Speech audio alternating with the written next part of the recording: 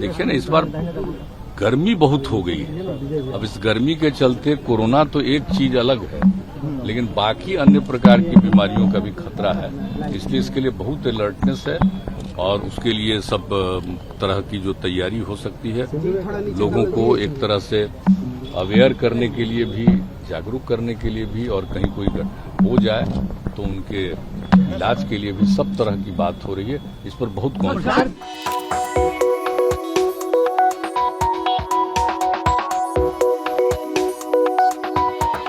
पिछले 2 दिनों से इवेंट पूर्वानुमान था कि बिहार के अधिकांश भागों में पछुआ हवा सेट हो जाएगी और आज भी देखें तो इवेंट पिछले 3 दिनों से पछुआ हवा का प्रवाह बना हुआ है। इसके कारण से जो ड्राई वेस्टर्ली विंड के कारण तापमान में करीब करीब 1 से 3 डिग्री सेंटीग्रेड की रेंज होगी, मतलब बढ़ोतरी हो गई है।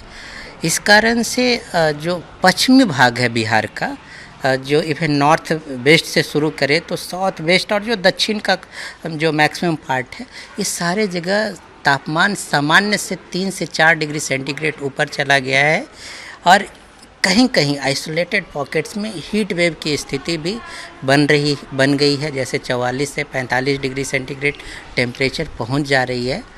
और पूर्वानुमान की बात करें तो जो अगले 3 दिनों तक जो तापमान है वो इसी तरह से बना रहने की संभावना बन रही है, लेकिन वो तीसरे दिन के नाइट से थोड़ा सा जो ईस्टर्ली विंड है उसका प्रवाह आ जाएगा, तो जो तापमान राइज हो गई वो थोड़ा सा फॉल कर जाएगी। तो कह सकते हैं कि 3 दिन अगले इवन 72 घंटों तक, आज से 15, 16 और 17 तारीख को तक लोगों को थोड़ा सा प्रिकॉशन लेने की ज़रूरत है।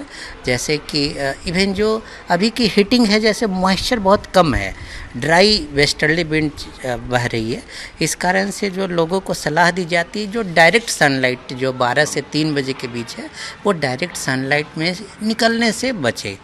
और लोगों को पैनिक होने की ज़रूरत नहीं है। ये एक जो फेज है, ईस्टर्ली विंड सेट हो जाती है, वेस्टर्ली विंड सेट हो जाती है, एक पैटर्न चल रही है।